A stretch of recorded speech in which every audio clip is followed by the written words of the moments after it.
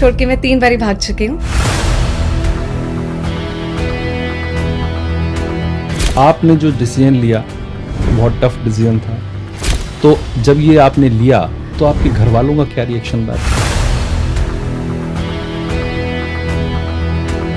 उनके लिए एक बहुत बड़ी प्रॉब्लम ये है कि उनको बस ये लगता है कि मेरी शादी हो जाए, मैं साध्वी ना बन जाऊं। अभी भी वो मुझे यही बोलते हैं कि साध्वी नहीं बनना है, शादी करनी है। अब हम इतने रियल वर्ल्ड में फंस चुके हैं, हम रियल को एंजॉय नहीं करते हैं। सनातन को खतरा तो है, पर सनातन कभी खत्म नहीं हो सकता। कॉन्स्टिट्यूशन में हमारे इतने सारे लूप होल्स हैं जो क्रिएट करे गए हैं। प्लेसेस ऑफ वर्शिप एक्ट है, जैसे राइट टू एजुकेशन एक्ट है, उसके अंदर आर्टिकल 28 है, 30 है, या फिर हमारे जितने भी मंदिर हैं वो सारा का सारा जो पैसा है वो हमारे को सनातन को प्रमोट करने के लिए नहीं मिलता।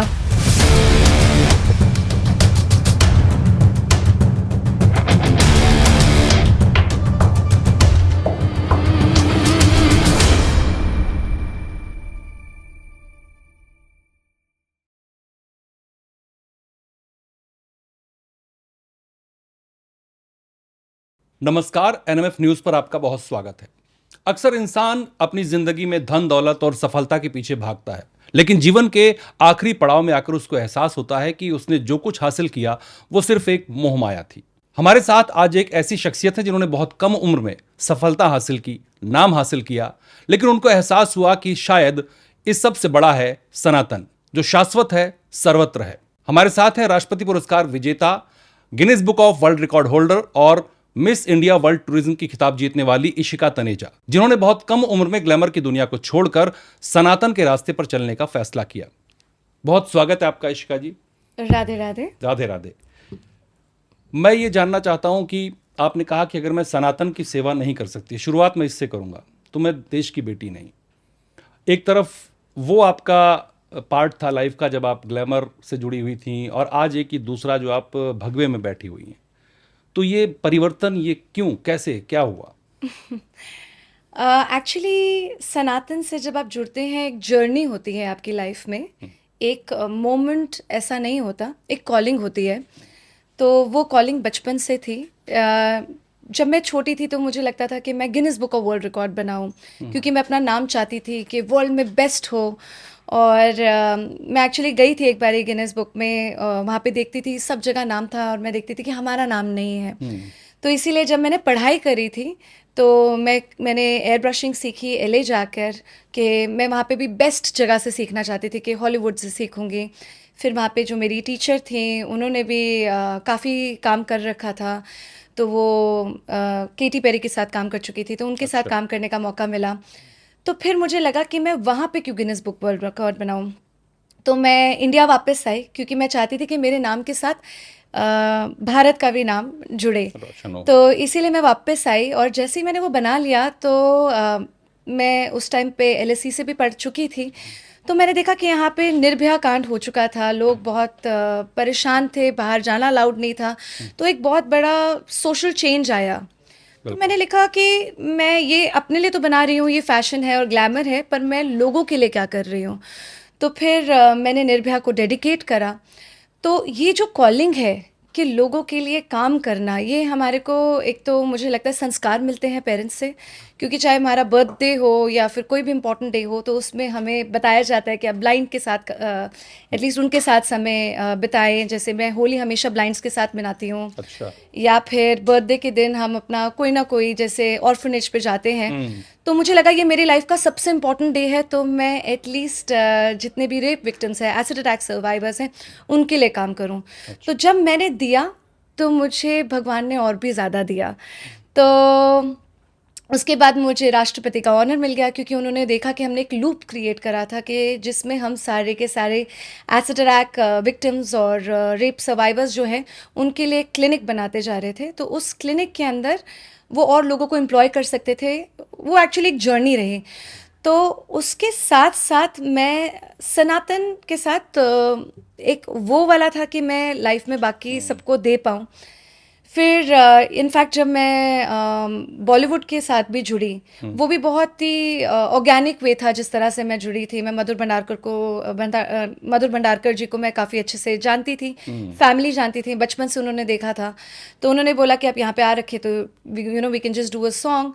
तो मुझे लगा कि एक बहुत ही अच्छा ब्रिलियंट प्लेटफॉर्म है जिसके अंदर हम एक अच्छी मैसेजिंग दे सकते हैं। तो मैंने हमेशा उन जगहों को एक ऐसे तरीके से देखा है कि जिससे हम लोगों के लिए काम कर पाएं। पर मुझे लगता है कि एक इंटरनल कॉलिंग होती है जो आपको लगता है कि थोड़ा और वो जो थोड़ा और के चक्कर में मुझे लगा कि मुझे अब ये एक बड़ा लीप लेना ही पड़ेगा। अगर मैं अपनी बचपन की जर्नी आपसे शेयर करूं तो जब मैं छोटी थी तो मैं पहले भाग गई थी कि मुझे भाग गई थी? कहाँ घर छोड़ दिया था आपने? हाँ, घर छोड़ के मैं 3 बारी भाग चुकी हूँ। अच्छा। पर जब पहले वाला भागी थी तो इसलिए भागी थी कि मुझे मोक्ष चाहिए और मुझे माउंटेन्स में जाना है और साधना करनी है। तो तब मेरे पेरेंट्स वापस ले आए थे। कितनी बड़ी थी आप उस मैं समय? काफ़ी क्या? छोटी थी। I think I was in 7th grade।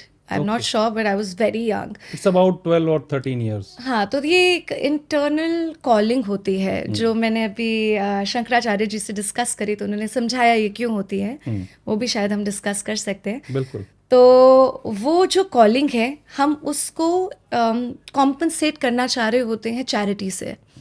जैसे कि जब मैंने गिनीज बनाया तो मुझे लगा कि मैं रेप विक्टिम्स के लिए कुछ काम करूं, तो उसके लिए राष्ट्रपति ऑनर मिल गया पर सेटिस्फैक्शन नहीं मिली। बिकॉज आपको लगता है कि ये मिल जाएगा तो सेटिस्फैक्शन मिल जाएगी, पर जब वो नहीं मिलता है तो आपको लगता है मैं कुछ और करूं, कुछ और बड़ा कर पाऊं। तो करते करते ये जर्नी कब उस फील्ड से इस फील्ड में डाइवर्ट हो गई, ये मुझे बिल्कुल पता ही नहीं लगा। And that was a very organic change, and smooth transition. Very smooth transition. और ये मुझे लगता है कि मैंने धीरे धीरे जब सीखा, और मुझे ये भी लगता है ये पुराने कर्म भी होते हैं जो हम साथ में लेकर आते हैं, वो थोड़ी इनलाइटनमेंट हम साथ में लेकर चलते हैं। और उसके साथ साथ जैसे मैंने बचपन में विपश्यना करी, अच्छा। तो वो मेरे अंदर बहुत बड़ा चेंज लेकर आया। फिर मुझे लगा नहीं, मुझे और सीखना है, तो मैंने लैंडमार्क फोरम करा। फिर कभी श्री श्री रविशंकर जी का मैंने आर्ट ऑफ लिविंग करा। फिर मुझे लगा नहीं, मैं इस्कॉन के साथ जुड़ूं, तो फिर मैंने वहाँ पे काम करना शुरू करा, वहाँ पे सेवा करनी शुरू करी। फिर मैं जयपुर डायलॉग्स पहुँच गई। जयपुर डायलॉग्स के अंदर मैंने जब उनकी सोच सुनी और मैंने जब उसका महत्व समझा कि कितना इम्पॉर्टेंट है सारे एजुकेटेड और यूथ को जुड़ना, तो मुझे लगा कि मैं इस जर्नी पे तो हमेशा से काम कर ही रही हूँ, तो अब समय आ गया है कि मैं अपना कंट्रीब्यूशन थोड़े नेक्स्ट लेवल पे शुरू कर पाऊँ। एंड उसी के समय तो 2 जर्नीज और भी चल रही थी। उसी टाइम पे मैं हर प्रेयर में यही मांग रही थी कि अपने भगवान जी से, मैं बहुत ज़्यादा रिलीजियस थी बचपन से, तो गणपति में बिठा रही हूँ 6 साल से।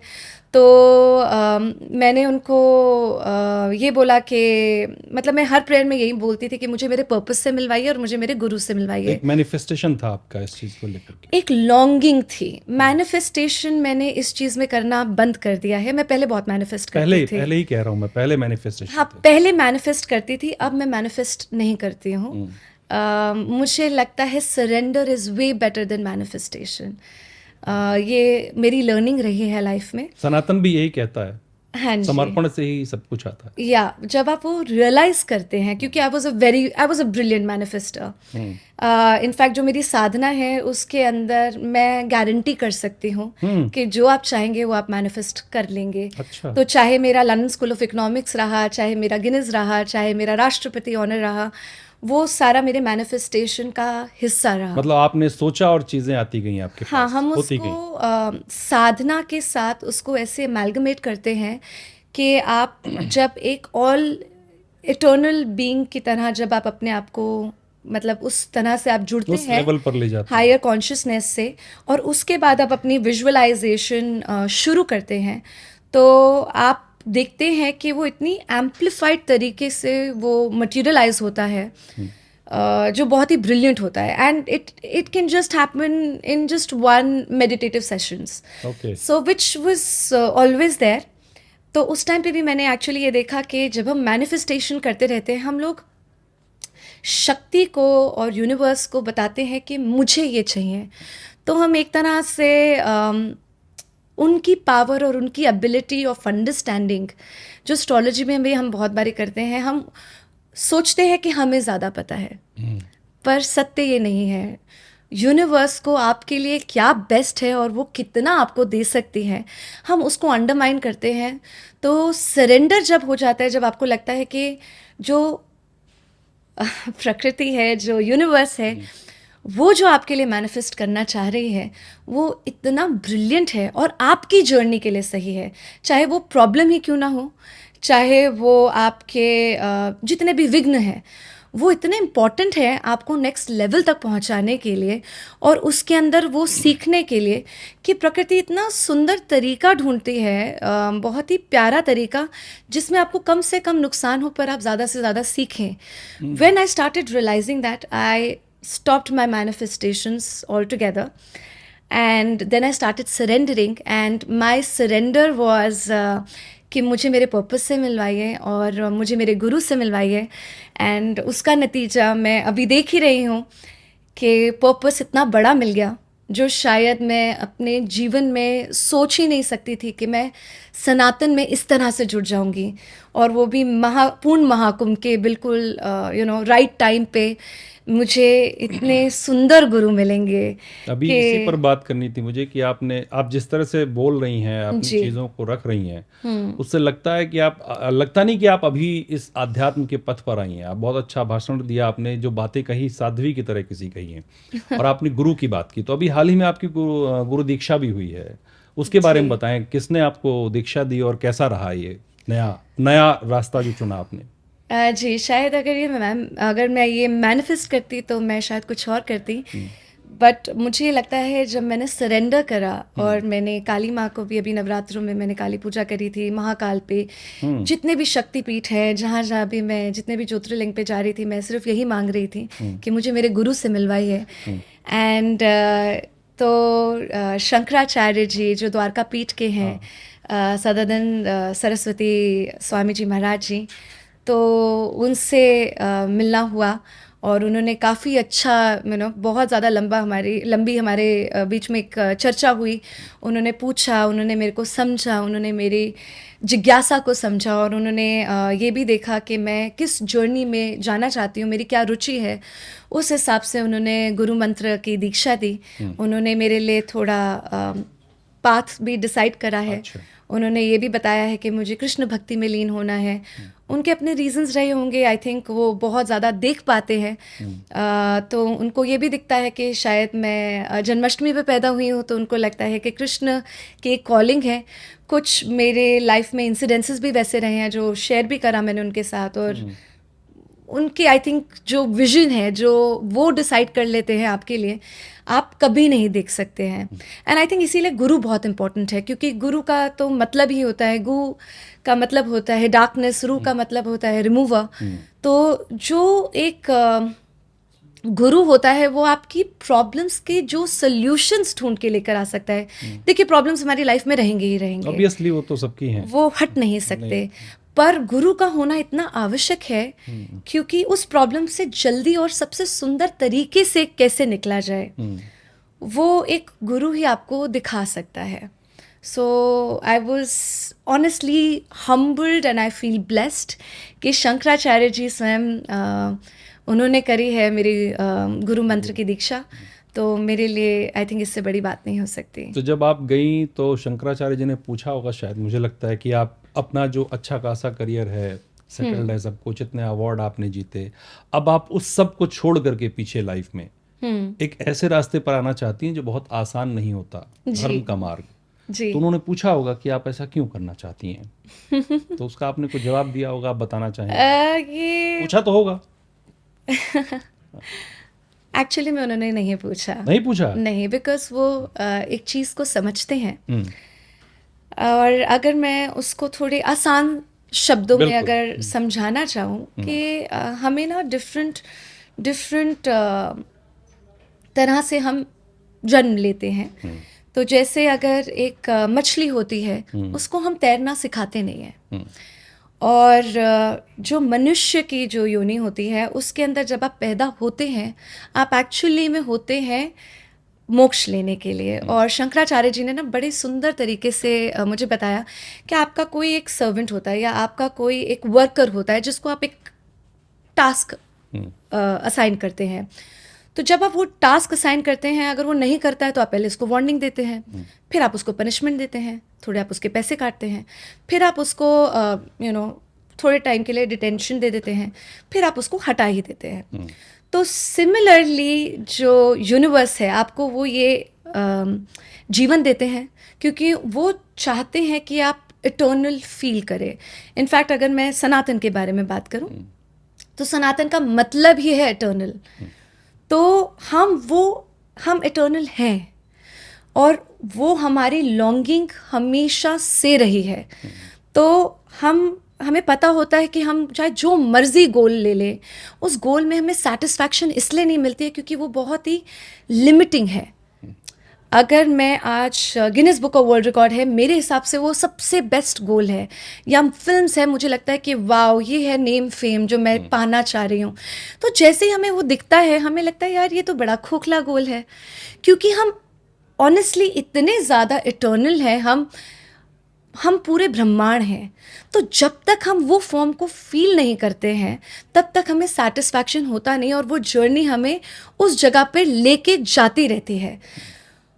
तो अगर हम उस जर्नी पे नहीं जाएं तो हमारा मनुष्य होना एक्चुअली वो वेस्ट ऑफ दैट प्रोफाइल है, क्योंकि हम वो करते नहीं है। तो अगर वो उसके बाद आपको फिर दूसरी योनि देंगे, आप फिर दोबारा सीखेंगे। मतलब मोक्ष नहीं मिलेगा, आप ये कह रही हैं? मोक्ष की तरफ जाना है, मोक्ष मिलना आसान नहीं है। देयर आर लॉट ऑफ आप इसको बोल सकते हैं हमारे अंदर लस्ट है, हमारे अंदर बहुत सारी चीजें हैं। हाँ, there are lot of virtues that we have eternally and there are lot of sins that we have. तो उसकी जो journey है to understand those virtues and to leave those sins, वो हमारी journey सबकी अलग है। और मेरी journey में मैं वो जब मैंने जो गोल बनाया, and also because I was good with manifesting, तो वो जो गोल है वो बहुत ज़्यादा जल्दी मेरे लिए अचीव हो गया। तो जैसे वो अचीव हुआ मुझे लगा ये गोल बहुत खोखला है, मैं अपना समय और अपनी एनर्जी क्यों वेस्ट कर रही हूँ, तो मैं इससे काफ़ी ज़्यादा हूँ और हम सब हैं। तो वो जो लॉन्गिंग है, जैसे हम कहते हैं ना कि हम वो लालच करते हैं, वो लालच नहीं होता है, क्योंकि हम इतने ज़्यादा इटर्नल हैं, हमें वो सेटिस्फैक्शन नहीं मिलता है। और वो शंकराचार्य जी को समझ है उस बात की, तो उनको पता है कि मैं वहाँ पे सेटिस्फाइड क्यों फील नहीं कर रही हूँ, मैं क्यों उस जर्नी से इस जर्नी में आना चाह रही हूँ, क्योंकि ये जो जर्नी है ये इतनी ब्यूटीफुल है, ये इतनी सेटिस्फैक्शन है इसमें। आप दे के इतना खुश होते हो जितना आप लेके कभी लाइफ में खुश हो ही नहीं सकते हो। और जब हम सनातन और धर्म, जब हम लॉज को इटर्नली हम इम्प्लीमेंट कर पाते हैं, not just for ourselves but also for others, वो जर्नी इतनी सेटिस्फैक्शन देती है कि आपको लगता है कि मैं अभी तक लाइफ में अपना क्यों समय बर्बाद कर रही थी, मैं अपनी एनर्जी क्यों वेस्ट कर रही थी। क्योंकि मैंने देखा है लोग इस रास्ते पे चलते हैं जब वो अपना सारा काम कर चुके होते हैं, लाइफ के लास्ट में, उत्तरार्ध में, जी हाँ, बहुत आगे। यही मेरा सवाल भी जुड़ा हुआ, यहाँ से आपको रोक रहा हूँ मैं। आपने जो कहा कि जो सक्सेस है, जो पैसा है, जो मेटेरियलाइज चीज़ें होती हैं लाइफ में, भौतिकवाद जिन्हें कहते हैं, जी, लोग उनके पीछे भागते हैं और वो एहसास उनको शायद अपने 60s तक भी नहीं होता बहुत लोगों को। तो आपको जो बहुत कम उम्र में हो गया वो उनको नहीं होता है, और बहुत लोगों को नहीं होता, हम जैसे लोगों को या कोई और भी। तो उसकी क्या वजह हो सकती कि वो लोग उस चीज़ को नहीं देख पाते या नहीं समझ पाते कि हमारे लिए क्या सही है, हम एटर्नल कैसे होंगे। जी, तो आपको तो समझ में आ गया, लेकिन बहुत से लोग जिनको नहीं समझ में आता आपकी एज में, तो उनको उनके साथ ऐसा क्यों होता है? जी, मुझे वी ऑल आर सोल्स, हम सब, हाँ, तो हम उनको क्यों नहीं फील होता, ऐसा क्या हो सकता है? देखिए, मुझे लगता है कि हम सबके अंदर एक क्वेश्चन जरूर रहता है, who am I and why am I hear. ये क्वेश्चन हर एक के मन में है ही। किसी को ज़्यादा जिज्ञासा है, किसी को कम है। I think it is very unfair कि मैं अपनी जर्नी किसी और के साथ कंपेयर करूं और कोई और किसी और के साथ उसकी जर्नी करे, बिकॉज हर एक की लाइफ में शायद मेरी लाइफ बहुत ही अलग रही होगी, जिसमें मैं बिल्कुल भी धर्म से नहीं, बहुत बड़ी अधर्मी हुई होंगी। तो मैंने देखा होगा कि ये अधर्म के साथ मुझे तो लाइफ में सेटिस्फैक्शन नहीं मिल रही है। तो वो हम इकट्ठा करते रहते हैं, उसी को हम संस्कार कहते हैं। वही संस्कार जीवन भर जीवन हमारे साथ चलता जाता है। और हर एक की जर्नी में एक चीज़ आपने सीखनी है। ज़रूरी नहीं है कि आज आप शायद आपकी जर्नी में आपने लस्ट से रिलेटेड कुछ सीखना है, किसी की जर्नी में ग्रीड से किसी ने कुछ सीखना है, किसी की जर्नी में प्राइड से कुछ सीखना है। और वो सारे लेवल्स हैं, और वो लेवल्स आप जितना आप फील करते जाते हैं, जैसे ही आप वो लेवल अचीव, मैं इसको बहुत वीडियो गेम की तरीके से देखती हूँ। आप एक वीडियो गेम का एक जो लेवल है आप वो क्लियर कर लेते हैं, अब नेक्स्ट लेवल पे एक नया आपको एक प्रॉब्लम आएगा, चैलेंज आता है, एक नया चैलेंज आएगा, आप उस चैलेंज को कर लेते हैं, उसके बाद आपके पास 3 लाइव्स होती हैं, आप मर जाते हैं, आप दोबारा शुरू करते हैं, जैसे मारियो। अब आपने वो फिर से करा, पर आपको पता है कि फर्स्ट 3 स्टेजेस मुझे कितने आराम से निकालने लिए थे, वहाँ पे कोई अटैचमेंट नहीं है। तो हर एक वीडियो गेम की डिफरेंट लेवल पे है मेरी विजन में। तो आप ज़रूरी नहीं है कि अगर मैं 9th लेवल पे हूँ तो अगर आप फर्स्ट लेवल पे हैं तो आप 9th पे नहीं पहुँचेंगे, आप भी पहुँच जाएंगे, आप भी वीडियो गेम खेलेंगे, आप भी उस लेवल पे जाएंगे। पर तो कहने का मतलब ये है कि हर एक की अलग जर्नी है, हर एक की अलग सीख है, और वो सीख उसी के हिसाब से भगवान उनको देते हैं या यूनिवर्स उनको देते हैं। अगर आपको कुछ, और मुझे लगता है कि वो बहुत ही लविंग है। आपको पहले बहुत छोटा चैलेंज देंगे, अगर आप उसमें ही वो सीख लिए तो फिर वो आपको बड़े चैलेंजेस देंगे नहीं। पर अगर उनको लगता है कि अभी आपको सीखना बाकी है, वो एक चैलेंज देते हैं, फिर आपको फिर टेस्ट करते हैं, फिर चैलेंज देते हैं। अगर आप उस टेस्ट में फेल हो जाते हैं तो वो थोड़ा सा उसका लेवल बढ़ाते रहते हैं। तो जैसे मैंने रिलेशनशिप में लोगों को देखा है कि वो वही गलती, उस लूप में फंस जाते हैं, वही रिलेशनशिप में, वही टॉक्सिक रिलेशनशिप अट्रैक्ट करे जा रहे हैं। तो जब तक वो एक वो जो टॉक्सिक बिहेवियर है दूसरे बंदे का, वो एक्चुअली दूसरे में नहीं है, वो हमारे अंदर, हमारी सेल्फ रिस्पेक्ट में वो कमी है। जब तक वो हम कमी पूरी नहीं करेंगे तब तक हमारे नए तरीके का रिलेशनशिप हम मैनिफेस्ट नहीं कर पाएंगे। सेम वे अब वो लूप किसी भी चीज़ में हो सकता है, वो पैसे में हो सकता है, वो प्राइड में हो सकता है, वो सुंदरता को देख के हो सकता है। तो जब तक हम उसको सीखते नहीं, हम नेक्स्ट लेवल पे नहीं जाते हैं। तो जैसे आपने पूछा कि हर एक का एक अलग जर्नी है, अलग चैलेंज है, वो अलग चैलेंज से गुजर रहे हैं, मैं अलग चैलेंज से गुजर रही हूँ। लेकिन आप एक रोल मॉडल हैं यूथ के लिए भी जी। तो आपने जो डिसीजन लिया वो बहुत टफ डिसीजन था। तो जब ये आपने लिया तो आपके घर वालों का क्या रिएक्शन रहा? जब आपने कहा कि मैं सब कुछ छोड़ करके, जो मेरा नेम फेम जो मैंने कमाया, खिताब जीते, जो भी किया, अब मैं इसको सब छोड़ दूंगी और मैं बिल्कुल एक अलग दुनिया में जाऊंगी, तो पेरेंट्स थे, उन्होंने क्या रिएक्शन दिया पहली बार? जी, मेरी जो फैमिली है, एक तो वो बहुत ही कॉस्मोपॉलिटन है। We have people from all religion, सारे हमारे यहाँ पे क्रिश्चियंस भी हैं, थोड़े मतलब बहुत ही ज़्यादा कॉस्मोपॉलिटन परिवार से हूँ मैं। और उन्होंने मुझे बचपन से देखा है कि मेरी एक लॉन्गिंग रही है। इनफैक्ट मैं शायद अपनी फैमिली में सबसे ज़्यादा स्पिरिचुअल और रिलीजियस सबसे ज़्यादा रही हूँ। मेरे घर में इतनी ज़्यादा, सब पूजा पाठ करते हैं, पर इतनी ज़्यादा भक्ति में लीन हो जाना कि 9-9 घंटे सिर्फ साधना में बैठना, और बचपन से। लेकिन ये तो बड़ा शॉकिंग रहा होगा ना उनके लिए, आप इस तरह से रहती थी और उसके बाद ऐसा डिसीजन ले लिया। तो उनके लिए ये बहुत ग्रेजुअल चेंज था, वो देख ही सकते थे कि मैं इस तरफ जा रही हूँ। उनके लिए एक बहुत बड़ी प्रॉब्लम ये है कि उनको बस ये लगता है कि मेरी शादी हो जाए, मैं साध्वी ना बन जाऊँ। अभी भी वो मुझे यही बोलते हैं कि साध्वी नहीं बनना है, शादी करनी है, आप बिल्कुल I shouldn't just take that journey. वो थोड़ा उनके लिए हिकअप है, पर उनके लिए बहुत प्राइड की बात है कि मैं अपने पैशन को, अपने लॉन्गिंगनेस को, अपने जो मेरा लव है, मैं उसके तरफ जा रही हूँ। तो वो मेरे लिए बहुत खुश भी होते हैं, वो बहुत प्राउड भी फील करते हैं। उनको लगता है कि अब मैं सही दिशा में जा रही हूँ। तो आप सनातन से आपको लव हो गया है, जी। तो जो पेरेंट्स की ख्वाहिश है शादी, वो तो आप साध्वी बनना है आपको, या कुछ अभी ऐसा है कि हो सकती है शादी, देखिए, कर सकते हैं? साध्वी बनना बहुत बड़ा कमिटमेंट है, and not just in the sense of marriage और किड्स।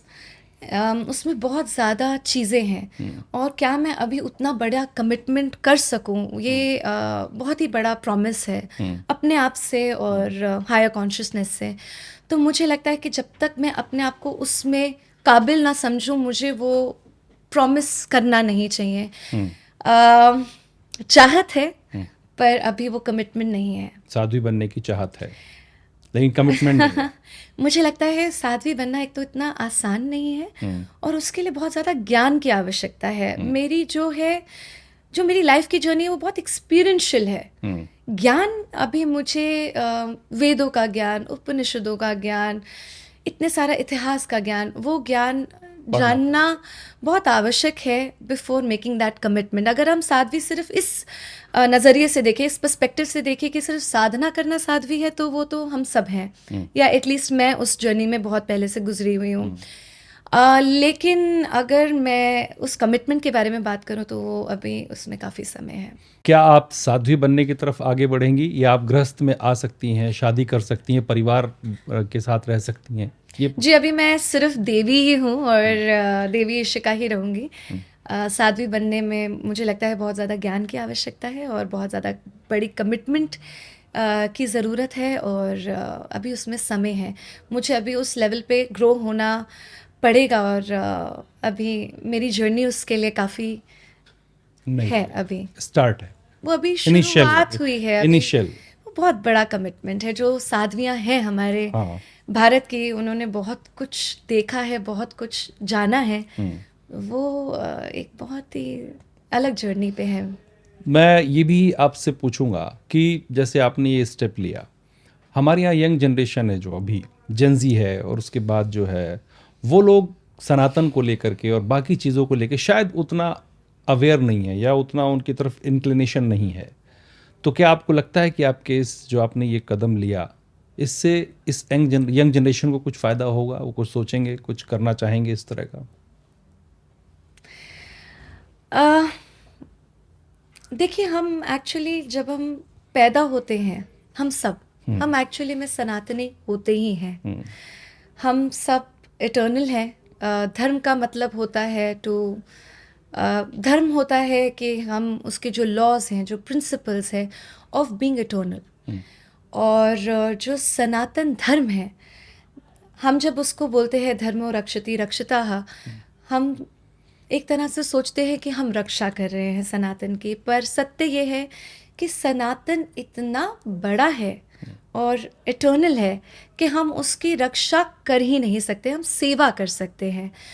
और मुझे ये लगता है कि जो मुझे गुरुओं ने भी बताया, इनफैक्ट देवकी नंदन जी ने भी, जब मैंने धर्मो रक्षति रक्षिता का जो महत्व उनके साथ सुना और समझा, तो उन्होंने मुझे हमेशा ये बोला कि आपके अंदर इतनी एनर्जी है, अभी आपके पास यूथ है, आपके पास वो समय है, तो आप उसको धर्म के लिए क्यों नहीं यूज़ करती हैं। और मेरे अंदर वो कॉलिंग भी थी।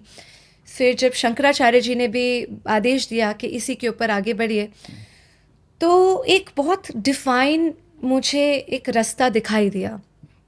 पर मुझे ये लगता है कि हम सबको, हमारे जितने भी यंगर जनरेशन हैं, उस सबको आगे आना बहुत ज़्यादा ज़रूरी है। बिकॉज़ अगर हम अपनी एजुकेशन और अपनी नॉलेज अपने सनातन के लिए, उसकी सेवा के लिए यूज़ नहीं कर पाएंगे, तो ये बहुत ही सैड बात है कि हमने इतना कुछ कमाया लेकिन हम उसको बचाने के लिए यूज़ ही नहीं कर पाए। जब हम बोलते हैं बचाने के लिए, तो ये समझना बहुत ज़्यादा ज़रूरी है कि हम बचा क्या रहे हैं।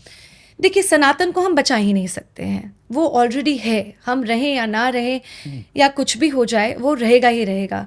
लेकिन इट इज़ वेरी इम्पॉर्टेंट कि जो वेद हैं, जो उपनिषद हैं, उसका ज्ञान हम सब आगे तक पहुंचा पाएँ, जो हमारी आगे की जनरेशन्स उसको सीख पाएँ। ये बहुत ही सैड बात रही है कि हम लोग कभी वेदों का ज्ञान हमें मिला ही नहीं।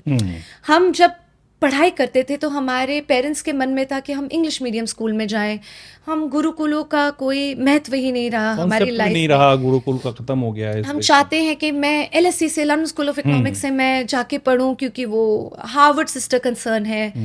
हमारे लिए वो ही रहा है क्योंकि हमें बताने वाला कोई था ही नहीं कि एक्चुअल में वेदों का ज्ञान कितना डीप है और वो कितना इम्पोर्टेंट है। और उसके बाद जो आपकी लाइफ में जो ग्रोथ होती है, in fact even in terms of management, अगर आप गीता पढ़ते हैं तो उसमें इतने ज़्यादा लॉज हैं मैनेजमेंट के।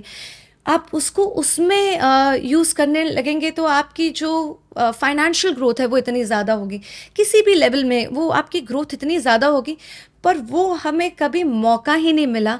उसके साथ इतना बड़ा हमारा एक गैप रहा है और वो गैप क्रिएट करा गया है। तो उस गैप को जो क्रिएटेड है उसको अनक्रिएट करके हमें सत्य से सबको वाकिफ कराना है, उन सबको मिलवाना है, और वो एजुकेटेड यूथ ही करा सकती है। लेकिन यूथ जो है आज की, वो यूथ ये सब शायद इतना नहीं सोचती जितना आप सोच रही हैं।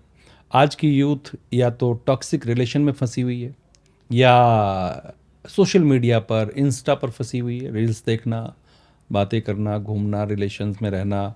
वो ना तो उनके पास, शायद हो सकता है मैं गलत हूँ, लेकिन ना तो उनके पास वो विज़न है देखने का कि उनको धर्म की तरफ कहाँ जाना है या क्या उनके लिए बेटर है। तो ये जो गैप क्रिएट हुआ, ये गैप भरेगा कैसे? और जो यूथ जनरेशन है उसके लिए क्या कहना चाहेंगे, किस तरह से वो अपने आप को मॉडिफाई कर सकते हैं इधर? जी, इसके लिए थोड़ा सा लंबा आंसर हाँ, है। कोई इशू नहीं। आप जी, एक्चुअली आपने भी टॉक्सिक रिलेशन की बात की ना, कि लोग फंसे हुए हैं, हाँ फिर जी, एक बार हाँ जी, रिलेशन, फिर इधर, फिर उधर, फिर गाली देते रहेंगे, फिर फ्रस्ट्रेशन में आएंगे लोग, फिर गलत जी, कदम उठाएंगे लोग। जी, वो इस तरफ जो सनातन या एटर्नल जो चीजें, उसकी तरफ सोच ही नहीं पा रहे हैं यूथ। जी। एक्चुअली क्या है, सनातन है, मेरे हिसाब से दो पर्सपेक्टिव्स हैं, मैं इनको पर्सपेक्टिव्स के हिसाब से देखती हूँ। एक सनातन है जो आपको ऐसा लॉ दिखाता है जिससे आप इटर्नल होने का एक्सपीरियंस कर पाते हैं। जब आप साधना में बैठते हैं, जब आप वेद समझते हैं, जब आप वो लॉज को अपने लाइफ में इम्बाइब करते हैं, तो आपको समझ आता है कि आप एक पीस और एक ब्लिस महसूस करते हैं। और एक दूसरा पर्सपेक्टिव है जिसको कुछ लोग डीप स्टेट कहते हैं, कुछ लोग धर्म को उस नज़रिए से देखते हैं।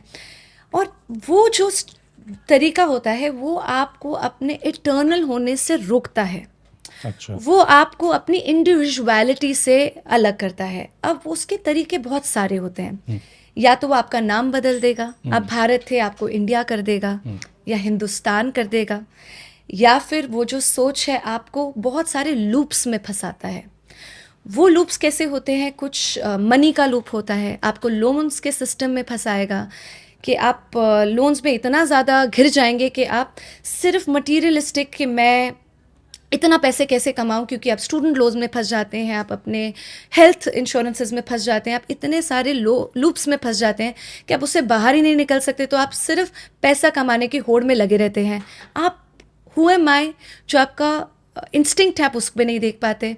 फिर कुछ लूप्स हैं जिसके अंदर आप, जैसे एंटरटेनमेंट एक लूप क्रिएट किया गया है हमारे आसपास, जिसके अंदर पहले हमारा अटेंशन स्पैन हुआ करता था 5 डेज, फिर उसके बाद आया 1 डे क्रिकेट, फिर आया T10, फिर आया T20, T10 आ गया, और उसके बाद अब इतना कम अटेंशन स्पैन हमारा कर दिया गया है कि हम सिर्फ 3 सेकेंड से ज़्यादा हम एक रील को या एक शॉर्ट्स को स्क्रॉल आउट कर देंगे।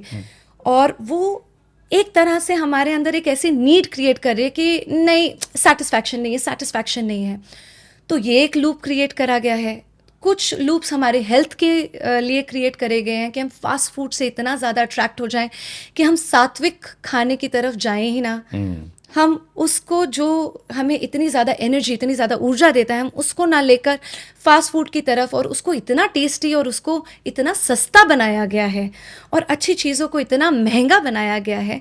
वो सब क्रिएटेड है, वो सारे लूप्स क्रिएटेड हैं। तो यूथ की एक्चुअली गलती नहीं है जब वो इस लूप में फंस जाते हैं। अब रिलेशनशिप्स में भी वो इसलिए फंसते हैं कि जब आप अपनी आइडेंटिटी से इतना दूर हो जाते हैं तो आप डिप्रेशन में आना शुरू हो जाते हैं। तो आप सोचते हैं वो मेरे अंदर नहीं, वो दूसरा बंदा या जो मेरा पार्टनर है वो उसे फुलफिल करेगा, और वो फुलफिल कर नहीं सकता क्योंकि वो अपने लूप्स में फंसा हुआ है। तो हमें सेटिस्फैक्शन नहीं मिलती है, एंड उसको भी हमने इतना नॉर्मलाइज कर दिया है कि एक रिलेशनशिप नहीं, दूसरा, फिर हम सिचुएशनशिप, 1 नाइट स्टैंड्स, और वो इतना ज़्यादा हमारे कर्म में, हमारे संस्कार में वो इतना बड़ा गहरा असर डाल रहा है, क्योंकि हम ऐसे ऐसे बॉन्ड्स क्रिएट करते जा रहे हैं विदाउट नोइंग। क्योंकि प्रॉब्लम कहाँ है कि हम अपने आप से दूर हो चुके हैं। तो जब हम इनफैक्ट अभी एक और नया लूप क्रिएट करने की जो कोशिश जारी है कि आप अपने, एक तो होता है कि मैं अपना नाम ही बदल दूं, हमारा नाम बदल गया था तो हम अपनी आइडेंटिटी ही खो देते हैं, हमारी हिस्ट्री बदली जा चुकी है, ये एक लूप क्रिएट करा है। फिर एक लूप ये क्रिएट करा गया है कि हम अपने सेक्स के साथ ही अपने आप को आइडेंटिफाई ना कर पाए। अब हम यही नहीं जान सकते कि हम मेल हैं, फीमेल हैं, ट्रांस हैं, हम क्या हैं। तो अभी आप एक छोटे बच्चे से कैसे एक्सपेक्ट कर सकते हैं कि वो ये जान ले कि वो लेस्बियन है, वो गे है, वो किस तरफ उसकी वो है। And they are targeting such young children that it is very disturbing, because अभी उसको कुछ समझ ही नहीं, अभी तो उसने अपने हार्मोन्स को भी नहीं फील करा है। तो वो क्या अपने आप को आइडेंटिफाई कर पाएगा। तो जब वो आइडेंटिफिकेशन, जो दूसरा पर्सपेक्टिव है, वो ये इसलिए क्रिएट करता है कि आप अपने इटर्नल बीइंग को ना फील कर पाए। तो जब आप उसको नहीं फील कर पाते हैं तो आप डिप्रेशन की तरफ जाते जाते हैं, आप वो सेटिस्फैक्शन कहीं और ढूंढते रहते हैं। तो coming back to your question, तो उसमें क्या होता है कि वो लूप्स में फंस जाते हैं। पर मुझे लगता है कि ये जो लूप है, अगर हम बात करें, जितना उनको बता सकें, हमारे इतने गुरु हैं, मुझे लगता है सारे गुरुओं को यूथ से जुड़ने की बहुत ज़्यादा ज़रूरत है, क्योंकि उन्हीं को टारगेट करा जा रहा है, उन्हीं को उसमें फंसाया जा रहा है। जैसे आप कर रहे हैं, आई थिंक मैं अपनी तरीके से कर रही हूँ, आप अपने तरीके से कर रहे हैं। जब तक उनको ये समझ आएगी, उनको जैसे ही दिखाई देगा, क्योंकि दिखाई देना बहुत आसान है, उनको दिखता है, फिर उनको समझ नहीं आती उससे कैसे निकलना है। तो आई थिंक उसके लिए ये हमारी रिस्पॉन्सिबिलिटी है कि यूथ उस पर कैसे बाहर आके काम कर सके। This is our responsibility. And अगर हम उस रिस्पॉन्सिबिलिटी को अच्छे से निभा पाएँ तो ये जो हमारी सनातन धर्म की जो कम्युनिटी है वो बहुत ज़्यादा तेज़ी से बढ़ेगी। और मुझे लगता है कि आज के समय में इसलिए और ज़्यादा तेज़ी से बढ़ेगी क्योंकि वो डिप्रेशन एक 8 साल का बच्चा भी फील कर पा रहा है। तो सबको वो नीड है, पर वो रास्ता दिखाने के लिए या वो रास्ता चुनने का क्या मार्ग है, वो उनको दिखाई नहीं दे रहा है। नहीं दिखाई दे रहा है। मेरा ये कहना है कि आपने कहा कि जो यूथ है हमारे देश का, उसको कैटर करने के लिए लूप्स क्रिएट किए जा रहे हैं जी। तो क्या ये सनातन के खिलाफ कॉन्स्पिरेसी है, और अगर है तो किसकी कॉन्स्पिरेसी है? ये कौन करना चाहता है हमारे यूथ को कैटर इस तरह के लूप्स क्रिएट करके? डेफिनेटली ये कॉन्स्पिरेसी है। मैं इसको कॉन्स्पिरेसी नहीं बोलती, मैं इसको रियलिटी बोलती हूँ। क्योंकि नहीं, मैंने ये शब्द इसलिए इस्तेमाल किया कि अगर आप इंटेंशनली अगर कुछ कर रहे हैं, दैट इज कॉन्स्पिरेसी। जी। तो डेफिनेटली ये कॉन्स्पिरेसी है और ये क्रिएटेड है।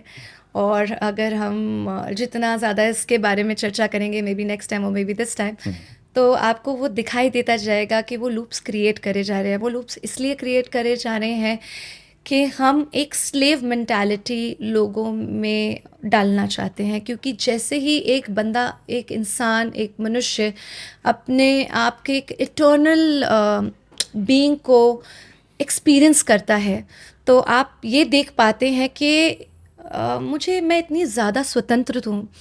एक्चुअली में ना, जो सनातन धर्म है वो आपको इतना लिबरेट करता है, इतना स्वतंत्र बना देता है, जो बाकी कोई और धर्म और बाकी कोई और लूप क्रिएट नहीं कर पा रहा है।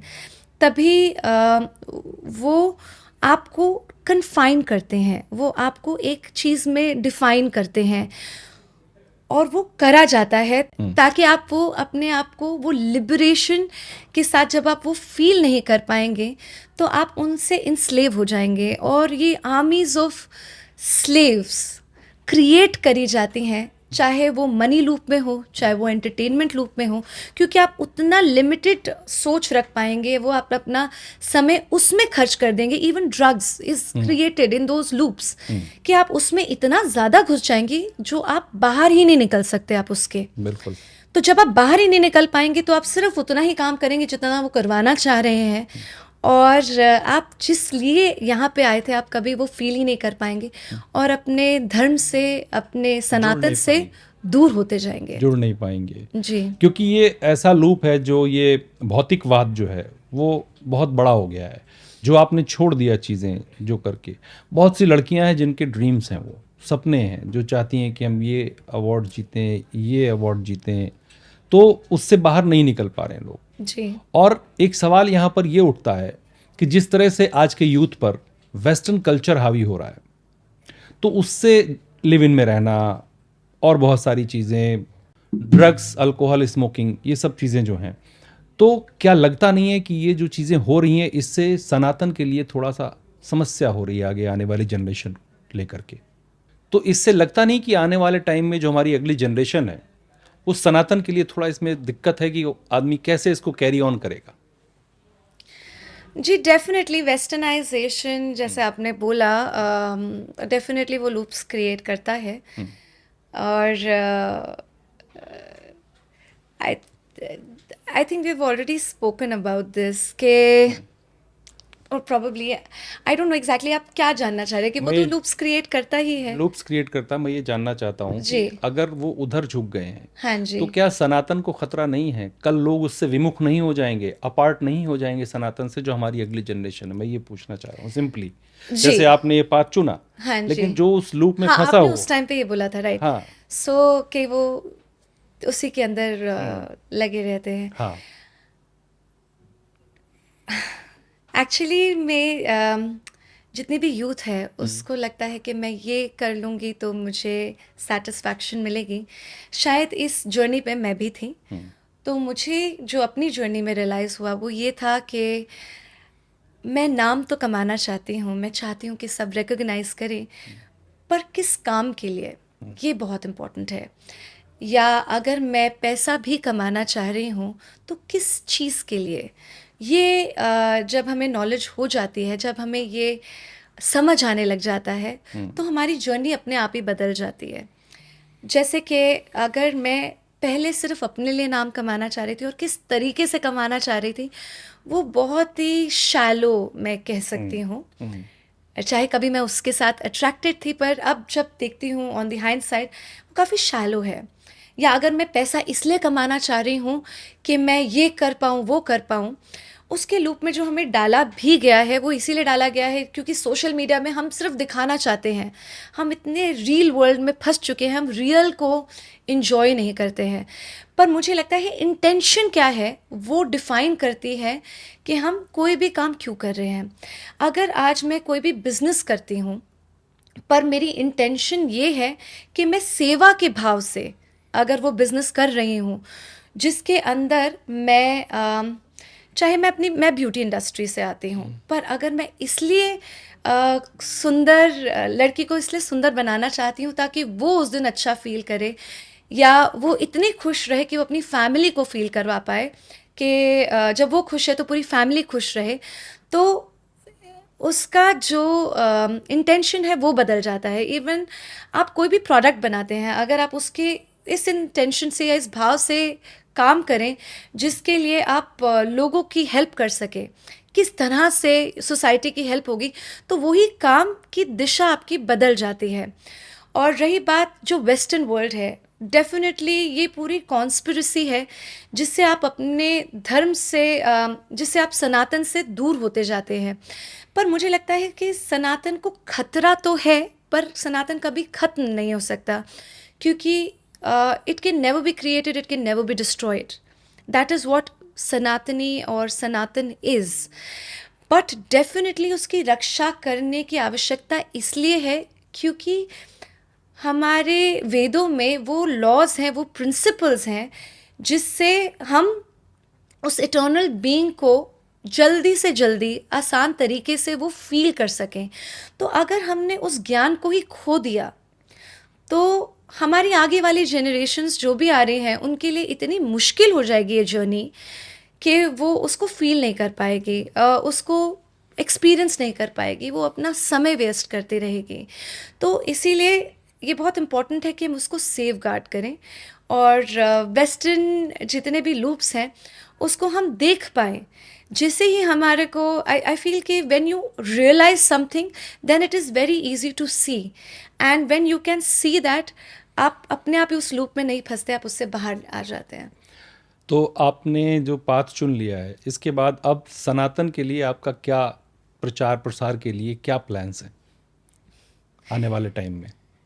जी, अभी प्लान्स बहुत ज़्यादा अभी एक तो मुझे लगता है कि मुझे वेदों का ज्ञान और मैं संस्कृत सीखना शुरू कर रही हूँ। I think that is a very different journey all together. इसके साथ साथ हम वर्ल्ड पीस सनातन समिट कर रहे हैं कुंभ में। तो उसके अंदर हम बाकी वर्ल्ड के एम्बेसडर्स को बुला रहे हैं और उनके साथ हम सनातन का प्रचार पूरे वर्ल्ड में कर रहे हैं। And also being miss world tourism, मुझे लगता है कि ये मेरी ड्यूटी भी है कि अब जब मैं सनातन से जुड़ी हूँ तो हम वर्ल्ड को एक साथ इकट्ठा करें और उनको भी ये बताएं, बिकॉज आई फील शायद वो भी उन लूप्स में फंसे हुए हैं, उनको ये समझ नहीं है कि कैसे उस इटर्नल फॉर्म को फील करा जाए। तो एक वो है और साथ में हम सनातन धर्म संसद के लिए काम कर रहे हैं, बिकॉज आई फील एक जो हमारा एजुकेटेड यूथ है और बिकॉज यूथ भी हमारा 68% है, जिसको आगे आने की बहुत ज़्यादा ज़रूरत है। देखिए, I come from a thought process के two wrongs can never be a right. अगर कोई हमारे लिए कंस्पायर कर रहा है, हम उसको अगर एजुकेटेड और एक बहुत ही सिविलाइज तरीके से उसको टैकल करें, वो बहुत ज़्यादा इम्पॉर्टेंट है। अगर हम कॉन्स्टिट्यूशन में हमारे इतने सारे लूप होल्स हैं जो क्रिएट करे गए हैं, जैसे प्लेसेस ऑफ वर्शिप एक्ट है, जैसे राइट टू एजुकेशन एक्ट है, उसके अंदर आर्टिकल 28 है, 30 है, या फिर हमारे जितने भी मंदिर हैं, वो सारा का सारा जो पैसा है वो हमारे को सनातन को प्रमोट करने के लिए नहीं मिलता। हमारे गुरुकुल नहीं हम बना सकते उस पैसों से, हम गौशालाएं नहीं बना सकते, हम वो जब वो पैसा उसके लिए दिया नहीं जाएगा, अगर वो पैसा ले ही लिया जाएगा तो हम अपने गुरुकुल बनाएंगे कैसे? और जो बाकी धर्मों के लिए नहीं है, वो उनको पैसा मिलता है, इनफैक्ट सब्सिडाइज्ड कॉस्ट भी मिलती हैं, एक्स्ट्रा बेनिफिट्स भी मिलते हैं उनके एजुकेशन सिस्टम को प्रमोट करने के लिए उनके रिलीजन में। हमारे यहाँ पे वो सारी चीज़ें हमसे छीन ली गई हैं, ये बोल के कि हम केपेबल नहीं हैं उस पैसे को हैंडल करने के लिए। तो जब एजुकेशन सिस्टम में जब गुरुकुल ही नहीं बनेंगे तो हमारे बच्चे कभी सनातन से जुड़ ही नहीं पाएंगे। अगर वो सनातन से कभी जुड़ ही नहीं पाएंगे, वो उसकी ब्यूटी को देख ही नहीं पाएंगे। तो तभी हम, और जब ब्रेन वॉशिंग होती है, जब हम फिल्म्स में देखते हैं, हम उसको एक्सेप्ट कर लेते हैं, क्योंकि हम कभी इमोशनली और even in the sense of education and even in the sense of knowledge हमें उसकी डेप्थ कभी पता ही नहीं लगी। तो जब वो पता ही नहीं लगी तो जो ब्रेन वॉशिंग है वो इतनी ज़्यादा आसानी से काम कर जाती है कि हम डाइग्रेस हो जाते हैं और हम दूसरी चीज़ों से इतने ज़्यादा अट्रैक्ट हो जाते हैं कि वो सही है हमारे में, तो हम हिंदी भी क्यों बोले। And I am a victim of that and I feel कि मैं उसमें विक्टिमाइज हुई। कैसे, अगर आप बताना चाहें इसको थोड़ा सा। अब जैसे कि ये बहुत ही सैड है कि मुझे लगा कि, और मेरे पेरेंट्स को भी लगा कि नहीं, मैं बाहर जाके एजुकेशन जब प्राप्त करूँगी तो वो बेस्ट एजुकेशन होगी, और हमने कभी गुरुकुल में जाने की सोची नहीं, क्योंकि ना तो वो सुविधाएं हैं, क्योंकि वो पैसे ही नहीं है तो वो सुविधाएं आएंगी कहाँ से। हमने उसको जानने की कोशिश ही नहीं करी। हमें लगता है कि अगर हम वेदों का ज्ञान ले लेंगे तो हम पैसे कहाँ से कमाएंगे, क्योंकि पैसे कमाना सबसे ज़्यादा आवश्यक है, तो हम उसकी तरफ कभी जाते ही नहीं हैं। पर जब हम ये बात समझेंगे कि वेदों में आप सिर्फ पैसा नहीं, आप खुद को ही लिबरेट कर रहे हैं और आप हर चीज़ में विक्ट्री हासिल करेंगे, तो आप क्या चूज़ करेंगे? आप वो चूज़ करेंगे कि जिसमें आप पैसे कमा पाएंगे, आप वो चूज़ करेंगे जिसमें आप हर क्षेत्र में आप विक्टोरियस रहेंगे। ऑब्वियसली हम वो चूज़ करेंगे, पर वो कभी हमारे को फील ही नहीं होने दिया है। तो coming back to the same thing कि जो कॉन्स्टिट्यूशन में जो प्रॉब्लम्स है, उसके लिए हमें सबको एजुकेट करना पड़ेगा। मैं अपने तरीके से कर सकती हूँ जो मेरी कैपेसिटी है, पर मुझे लगता है कि हमारे यूथ को आगे आके अपने चैनल्स पे, अपने सोशल सर्कल में ये बोलना बहुत ज़्यादा ज़रूरी है कि अब हम सबको साथ में मिलना ज़रूरी है, ताकि हम वो चेंजेस ला पाएँ। और वो चेंजेस लाने के लिए या तो हमारी मेजॉरिटी होना ज़रूरी है या फिर इमरजेंसी लगना ज़रूरी है। तो इमरजेंसी का कभी वक्त ही ना आए और हम मेजॉरिटी और बिल्कुल ही सिविलाइज तरीके से एक आवाज़ उठाएं, क्योंकि मुझे लगता है कि जब हम मिलकर एक बहुत ही ब्यूटीफुल तरीके से आवाज़ उठाते हैं तो वो सुनी जाती है। जब सब लोग आवाज़ उठाएंगे तो चाहे कोई भी पॉलिटिशियन हो, उसको जब दिखेगा कि जो हमारी जनता है, हमारी जो मेजॉरिटी है, वो मेजॉरिटी तभी हमारे को वोट करेगी जब हम उनकी ये बात को एक्सेप्ट करेंगे और हम वो प्रूव कर पाएंगे। ये बहुत ही बड़ा प्रॉब्लम है कि जब हमारे को पैसे मिलते नहीं हैं, जैसे हमारे जितने भी मंदिर हैं वो सारे के सारे पैसे लिए जाते हैं और फिर वो पॉलिटिशियंस हमें छोटी छोटी स्कीम्स और सब्सिडाइज तरीके से हमें ल्योर करती हैं, फ्री बीज से जो ल्योर करती हैं। और अभी दिल्ली का इलेक्शन है, आपको वो इतनी छोटी सी चीज़ देती है कि आपको लगता है अरे हेल्थ बेनिफिट, अगर यही चीज़ मेरी मंदिर दे रही होती है और वही हम आयुर्वेदा से ट्रीट कर रहे होते और सबको पता होता, तो वो इतना ब्यूटीफुल तरीका है। इनफैक्ट हेल्थ केयर वो भी एक इतना बड़ा लूप है जिसमें आपको डाला जा रहा होता है, तो आपको पता लगता है कि ये तो मैं घर पे खुद ही सॉल्व कर सकती हूँ और मैं किसी भी उनके पास जाऊंगी तो वो मेरी प्रॉब्लम सॉल्व कर देंगे और वो इतने सुंदर तरीके से करेंगे कि वो रूट कॉज हटाएंगे, सिर्फ हमारे को एक लूप में नहीं डालेंगे। तो वो जब हमें दिखना शुरू हो जाएगा, एक्सपीरियंस शुरू हो जाएगा, तो हम वो पॉलिटिशियन से वो चीज़ें ही नहीं मांगेंगे, हम एक्चुअली में हम बहुत सुंदर चीज़ें मांग सकते हैं। पर हम इतने भ्रमित हो जाते हैं छोटी छोटी फ्रीमीज से कि हम वो ही देख के उनको वोट कर देते हैं। तो इसीलिए जो हमारे जितने भी सनातनी हैं उन सबको साथ में जुड़ने की आवश्यकता है कि वो ये बात बोलें कि हमें अब सनातन धर्म संसद की आवश्यकता है, हमें वो कॉन्स्टिट्यूशनल चेंजेस की ज़रूरत है और उसके लिए आवाज़ उठाए। मुझे लगता है अगर सब आवाज़ उठाएंगे तो ये ज़रूर फ्यूचर में बहुत जल्द हो जाएगा। यही मैं पूछना चाह रहा था, अगला सवाल मेरा इससे जुड़ा हुआ है कि आपने कहा कि मंदिरों में जो पैसा आता है, दान का आता है, वो सरकार मैनेज करती है, उसको हैंडल करती है। तो बीच में सनातन बोर्ड की मांग उठी थी, आपने अगर सुना हो, कि अगर मुस्लिमों के लिए वक्फ बोर्ड है तो एक सनातन बोर्ड होना चाहिए जो मंदिर का या जो भी चीज़ें हैं उनका रख रखाव करे, उनके पैसे आते हैं उनके देखभाल करे और उनको अपने तरीके से यूज़ करे।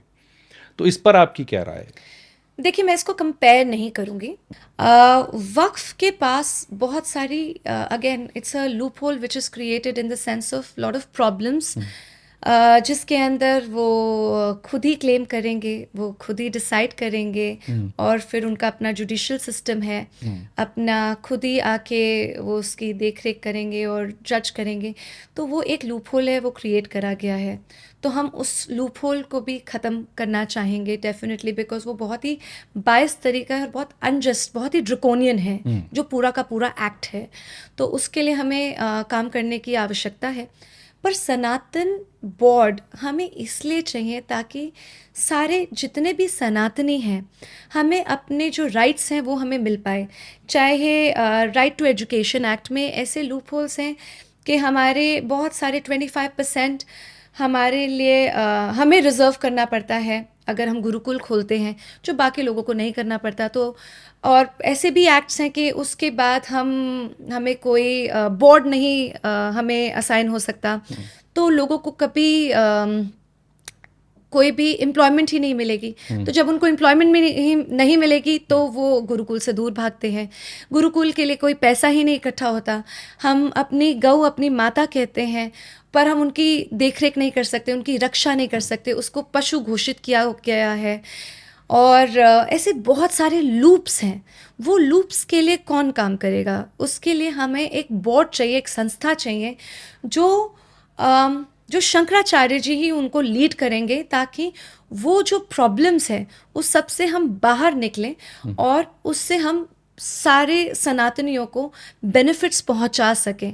तो वो एक सनातन बोर्ड क्रिएट करना बहुत ज़्यादा इम्पोर्टेंट है और मुझे लगता है कि अब समय आ चुका है कि हम सब उसके लिए आवाज़ उठाएं, कोई भी भेदभाव ना रखें और आगे जुड़े।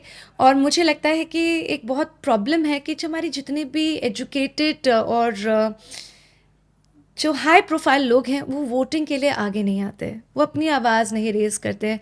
उनको लगता है लिबरल होना इम्पॉर्टेंट है, लेकिन अपने राइट्स कॉन्स्टिट्यूशनली लेना उतना ही इम्पॉर्टेंट है जितना कि दूसरे के लिए एक्सेप्टेंस रखना। हम एक्सेप्टेंस रखते हैं, पर इसका मतलब ये नहीं है कि हमें हमारे राइट्स ना मिलें। हमें अपने राइट्स के लिए खुद ही आगे वॉइस रेस करनी पड़ेगी। लेकिन जब आप अपने राइट्स की बात करते हैं या सनातनी कोई अपने राइट्स की बात करता है, संत करते हैं, तो उसको कहा जाता है कि ये सेकुलरिज्म के खिलाफ है। जी। क्यों? देखिए, ये एक बहुत ही फनी बात है कि हम सेक्युलर भी हैं पर हमारे पास स्पेशल राइट्स हैं फॉर स्पेशल सेक्शंस। तो ये अपने आप ही में बहुत ही कॉन्ट्रडिक्टरी बात है। तो या तो हम सेक्युलर वर्ड हटाएं या फिर वो स्पेशल प्रिविलेजेस हटाएं। और अगर स्पेशल प्रिविलेजेस किसी को मिली हुई हैं, ये बहुत ही ज़्यादा सैड बात है कि हमारे लिए ऐसी ऐसी एक्ट्स बनाई गई हैं, जैसे प्लेसेस ऑफ वर्शिप एक्ट है, जैसे वक्फ बोर्ड है, जो हमारे को पीछे करता है। और उनके लिए बहुत सारे और जो थॉट्स हैं, बहुत सारे और जो सेक्शंस हैं, उनके लिए ऐसी ऐसी एक्ट्स बनाई गई हैं जो उनको आगे पुश फॉरवर्ड करता है। तो सेक्युलर कहाँ से रहे हम? तो ये अपने आप में ही it's a loop which is created which we need to stop. तो उसी के लिए हम सबको साथ में जुड़ने की बहुत ज़्यादा आवश्यकता है, क्योंकि मुझे लगता है कि अभी नहीं तो कभी नहीं। एक तो मुझे अभी नहीं तो कभी नहीं के दो रीज़न्स हैं। सबसे पहला रीज़न ये है कि अभी अगर हम में अवेयरनेस आ रही है, अगर हम अभी साथ में जुड़ गए और ज़्यादातर सबको बता पाए, तो शायद ये चेंज अभी मुमकिन है। और दूसरी चीज़ इसलिए है कि अभी नहीं तो कभी नहीं, जो हमारा यूथ है वो इतना ज़्यादा उसकी ब्रेन वॉशिंग हो रही है कि हम शायद लास्ट जनरेशन है जो इसको बचा पाएंगे। क्योंकि आगे आने वाले यूथ को तो यही नहीं समझ आ रहा है कि उसका सेक्स क्या है, वो कौन से रिलेशनशिप में रहे, उसका पार्टनर क्या होने वाला है, उसको जाना किस करियर पाथ में है, कहीं सेटिस्फैक्शन नहीं, इतना डिप्रेशन है, वो इतना ज़्यादा उस लूप में खो चुका है कि वो सनातन के बारे में सोच ही नहीं पाएगा। उसके पास वो समय ही नहीं होगा, उसके पास वो इमोशंस ही नहीं होंगे। तो जो अभी जो हमारी जनरेशन, अगर हम नहीं अभी जुड़े, तो it will be too late. And this is something that we need to get out of our comfort zone and step forward. और मुझे लगता है कि अगर मैं थोड़ा सा सैक्रिफाइस अपने लाइफ में कर रही हूँ, तो आप इतना सा तो सैक्रिफाइस कर ही सकते हैं कि जब आपकी वोटिंग हो रही है, आप उसके लिए सामने आए, आप सही पार्टी को वोट करें, या फिर आप अपने प्लेटफॉर्म्स पे जब आप इतनी रील्स डालते हैं, जब आप इतनी बातें करते हैं, तो थोड़ा सनातन होने के लिए थोड़ी बातें कर सकें। और एटलीस्ट अपने सोशल सर्कल पे एटलीस्ट उसकी बातें, उसका चर्चा तो एटलीस्ट शुरू करें। ये भी बहुत बड़ा हमें सिखाया जाता है कि आप सनातनी वर्ड जैसे ही यूज़ करते हैं, आप को एक बहुत डिफरेंट नज़रिए से देखा जाता है। बिल्कुल। आप ऐसा हो जाता है कि जैसे आप बहुत ही नेगेटिव बात कर रहे हैं, जबकि अगर कोई और आपको बताता है कि मैं अभी इस जगह पे होके आया क्योंकि मैं हर हफ्ते यहाँ पे तो होके ही आता हूँ, तो उसको हम बड़ी प्राइड के साथ देखते हैं कि अरे वाह यार, तुम तो बड़े रेगुलर हो। और जब हम अपनी बात करते या कहीं हैं, हम 5 बार कुछ प्रेयर करते हैं, हाँ, या हम कहीं रोड पर प्रेयर करते हैं, तो उसको अच्छा माना जाता है, लोग प्राउडली लोग बताते हैं। लेकिन सनातनी को एक शब्द ऐसा हो कि अब्यूज टाइप लोगों को होने लगता है कई बार। जी, इट्स लाइक अगर मैं अपने आप को सनातनी कहती हूँ, तो वो आप उस तरह से आप देखते हैं कम्युनल की क्या, नजर से हाँ, देखा जाता है आपको। कम्यूनल है। और जबकि सनातनी का असली मतलब ये है कि हम सबको एक्सेप्ट करते हैं। इनफैक्ट सनातनी का इतना ब्यूटीफुल डेफिनेशन है कि आपको कभी होना नहीं पड़ता। आप जब पैदा होते तो आप होते हैं, बाकी धर्मों में तो आपको बनाया जाता है। और आपको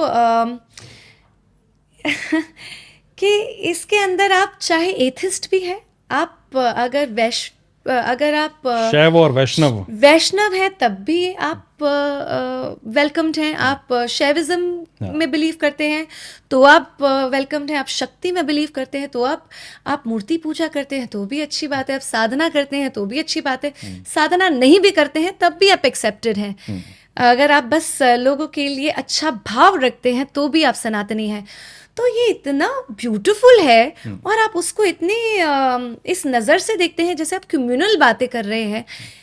ये सोच ही बदलना बहुत आवश्यक है। आई थिंक अगर हम यही बदल पाए तो भी हमारे लिए बहुत बड़ी जीत होगी। तो आपको लगता है कि ये सोच बदलेगी आने वाले वक्त में? मुझे लगता है ये सोच बदलने की रिस्पॉन्सिबिलिटी हमारी है। अगर हम उस रिस्पॉन्सिबिलिटी को अच्छे से निभाएंगे तो ये बदली जाएगी। और मुझे लगता है कि अब बदलने का वक्त आ गया है।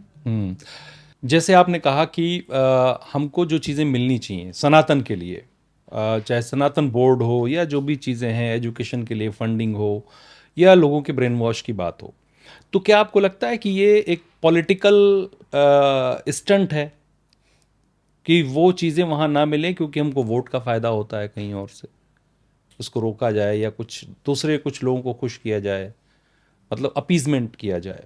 तो क्या इसमें पॉलिटिक्स का रोल आपको लगता है बहुत? देखिए, पॉलिटिकली हमेशा वो ही उस चीज़ का लालच देंगे जिससे आपके अंदर लालच क्रिएट हो जाए। मुझे ये लगता है, देखिए, पॉलिटिशियंस हमेशा इस चीज़ का इस्तेमाल करते रहेंगे।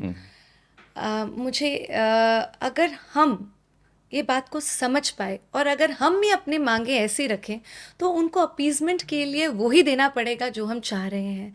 तो आई थिंक ये बदलाव अगर हम लेकर आ पाए कि हम चाहें यही कि हमारे लिए सनातन बोर्ड बनाया जाए, चाहे हम चाहें यही कि सनातनियों को इस बात पे डिवाइड ना करा जाए, आप उसको उस नज़रिए से कम्युनल रीज़न, मतलब एक बहुत कम्युनल तरीके से ना देखा जाए। जब हम में ये अवेयरनेस आ जाएगी तो पॉलिटिकल भाषा है और जो पॉलिटिकल जो ल्योरिंग है, जो अपीसमेंट है, वो ही बदल जाएगी। तो वो हमें काम करना पड़ेगा ताकि वो अपनी भाषा बदलें। दूसरा, आपने भगवा पहना हुआ है जी। और कभी ये भगवा पहनना भी बड़ा ये होता था कि कम्युनल भगवा के नाम से, जी। तो इस पर क्या कहना चाहेंगी? आपकी जो ड्रेस है भगवा। मुझे लगता है कि I am very proud being a सनातनी, इसलिए मुझे लगता है कि मैं भगवा ज़रूर पहनूं।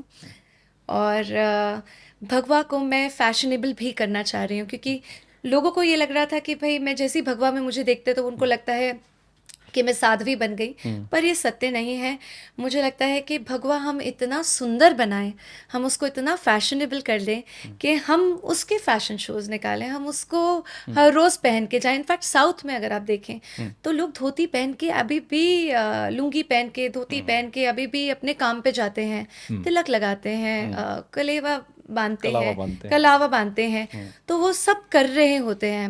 और अगर हम भगवे को इतना फैशनेबल कर दें कि वो ही हमारे लिए सबसे ज़्यादा प्राइड की बात हो कि this is my outfit of the day, तो आई थिंक वो भी बहुत बड़ा रेवोल्यूशनरी चेंज आएगा।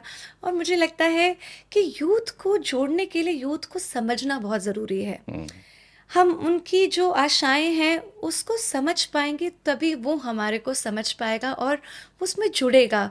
उसकी गलती नहीं है कि वो इतना भ्रमित हुआ है, उसको समझ नहीं है। और समझ तभी आती है जब वो रिलेटेबिलिटी होती है, और उस रिलेटेबिलिटी के लिए हमें उनकी भाषा में, उनके एग्जाम्पल्स में, उनके तौर तरीकों में ही उनको समझाना पड़ेगा। देखिए, यहाँ पे प्रॉब्लम है। तो जब तक हम रिलेटेबल नहीं बनेंगे, जब तक हम उनके लिए फैशनेबल नहीं बनेंगे, जब तक हम उनके लिए प्राइड नहीं बनेंगे, तब तक वो कैसे इस तरफ आ पाएंगे। बिल्कुल। प्रयागराज में कुंभ हो रहा है, आप जा रही हैं वहाँ, जी। और ये दुनिया का सबसे बड़ा गैदरिंग यहाँ पर हो रही है इस समय। तो कुंभ को आप किस तरह से देखती हैं सनातन के लिए? मेरे लिए पहला कुंभ होगा और ये मुझे बहुत ही ज़्यादा एक्साइटमेंट है। पर कुंभ को हम डिफरेंट डिफरेंट तरीके से समझते हैं। कुछ समझते हैं कि जब मंथन हुआ था तो अमृत वहाँ पे गिरा था। अगर हम इसको अगर साइंटिफिकली समझे तो जैसे हमें पता लगता है कि जो सन है और मून है, जब वो एरीज के नक्षत्र में आता है और जब जो जुपिटर है वो टॉरस नक्षत्र में आता है, और हर बारी डिफरेंट डिफरेंट नक्षत्र क्रिएट होते हैं, तो वो ऐसा एक कॉस्मिक वाइब्रेशन, वो ऐसा एक अमृत तत्व क्रिएट करते हैं कि वहाँ पे जाके आपको जो लिबरेशन महसूस होता है वो बहुत ही डिफरेंट एक्सपीरियंस होता है। और स्पेशली हमारे उसके अंदर संगम का बहुत ज़्यादा महत्व है। इनफैक्ट गुरुकुलों को भी संगम पे इस्टेब्लिश करने की बात करी गई है, क्योंकि स्पेशली माउंटेन्स, स्पेशली वैलीज, जब जब और संगम जब भी वो एनर्जी को उस तरह से इंक्लाइन करते हैं तो उसकी पावर बहुत ज़्यादा रेज हो जाती है। और जब वो अमृत तत्व उस जगह पे उतनी ज़्यादा रेज्ड वाइब्रेशन के साथ होता है, और स्पेशली ये तो पूर्ण महाकुंभ पूर्ण है महाकुंभ है, हाँ। जो 144 इयर्स के बाद आ रहा है, तो मुझे लगता है कि उसके अंदर हमें ज़रूर जाना चाहिए और ये एक्सपीरियंस करना चाहिए। और not just because of those things, also because of कि आप एक लिबरेशन जो महसूस करेंगे, वो एक्सपीरियंस आप कहीं और कर नहीं सकते। और मुझे लगता है कि हम हर जगह चले जाते हैं, हम ट्रैवल करते हैं, हमें म्यूज़िक फेस्टिवल्स में जाना होता है डिफरेंट डिफरेंट देशों में, हम वेगस जाते हैं अलग अलग चीज़ें देखने के लिए, हम मज़ाए मारा जाते हैं नेचर को एक्सपीरियंस करने के लिए।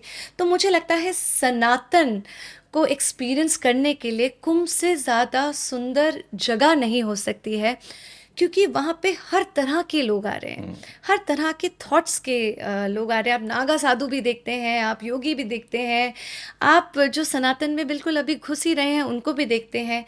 तो वो आपके लिए एक बहुत ही डिफरेंट एक्सपीरियंस होता है। और मुझे लगता है कि 45 डेज़ का है, तो अगर आप उसके अंदर एक दिन भी निकाल लेंगे, 3 दिन तो आई थिंक मिनिमम निकाल ही लेने चाहिए, पर अगर हम एक दिन भी निकाल लेंगे कि हम जाएं और उस चीज़ को एक्सपीरियंस करें, तो आप खुद फील कर पाएंगे। आप सनातन से तभी जुड़ना शुरू होंगे जब आप उनकी चीज़ों में पार्ट लेंगे।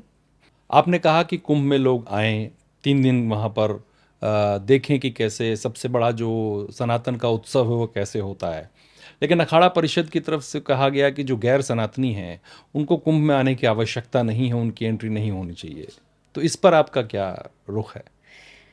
जी, जो अखाड़ा परिषद डिसाइड करती है वो बहुत ही सोच समझ के डिसाइड करती हैं, उनके पास फुल राइट्स हैं कि वो इस बात की डिसीजन मेकिंग रख सकें। और शंकराचार्य जी ने भी जैसे कहा कि जब हम मक्का मदीना में 40 मीटर्स के दायरे में, 40 किलोमीटर्स के दायरे में। दायरे में अगर कोई और जो उसके अंदर आस्था नहीं रखता तो वहाँ पे आना नहीं चाहिए। तो मुझे लगता है कि यही सेम चीज़ हमारे पे भी है।